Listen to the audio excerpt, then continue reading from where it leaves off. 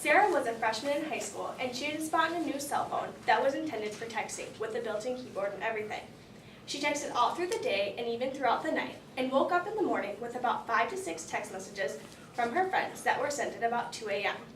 She soon started to develop the characteristics of a sleeping disorder and frequently complained about pain in her thumb and her hands. This is simply a hypothetical situation, but is very current and very true for teens today. We have all used a cell phone at some point in our lives, whether it was our own, or maybe a friend's, or even a parent's.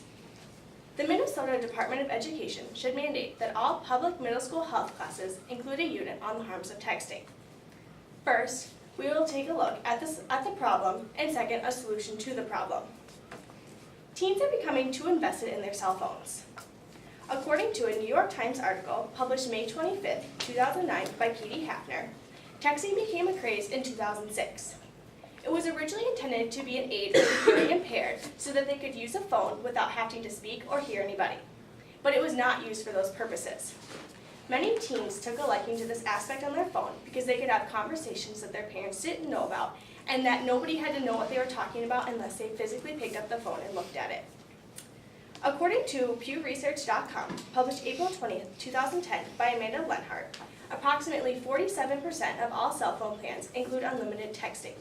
That is nearly half, and the next highest percentage included 2,000 messages per month, which is nearly unlimited for many people today. Too many teens are being affected by texting.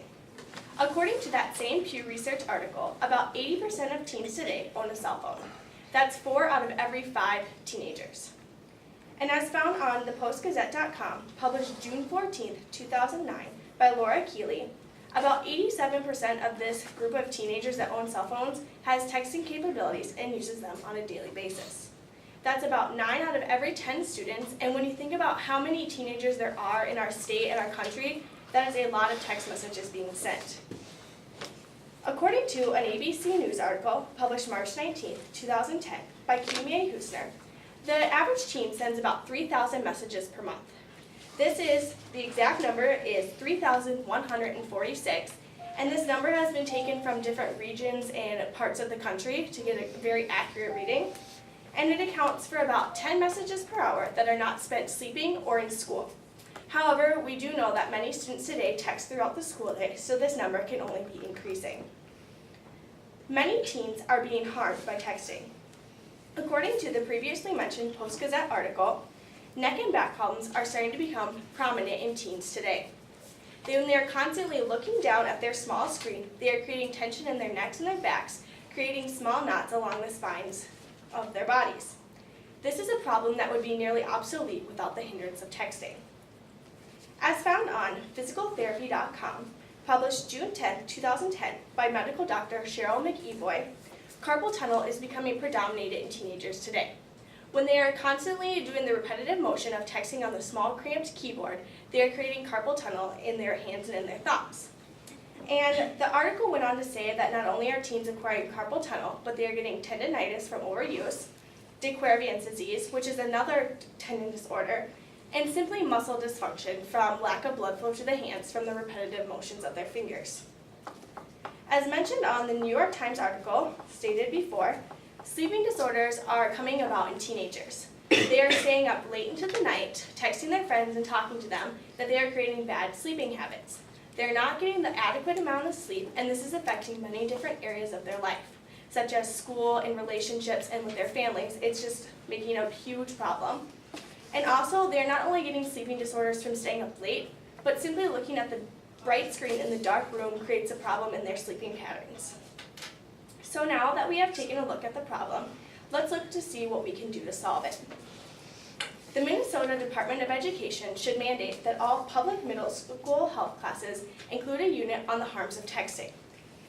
Schools should focus on educating their students. They will be required to take this course by the time they are in 8th grade, and it will require anything informational about the harms and the history and anything about texting that you can think of will be included in this unit. Hopefully, by them becoming more aware of what they could do to themselves, they will prevent further problems in the future. This plan is extremely practical. Students are already required to take a health course when they are in middle school, as mandated by the state of Minnesota, So by adding in one simple unit, it would not make a big difference because we would not need to add a whole new course and make room in schedules. We would not have to hire new staff to teach the curriculum. They could just learn it from their current health teacher.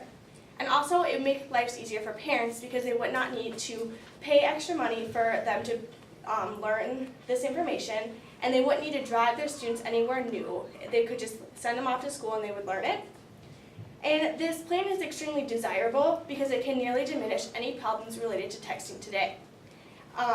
By them becoming aware of what they could be doing to themselves, they will be more conscious of what they're doing, and neck and back problems will be diminished because they won't be staring at the screen.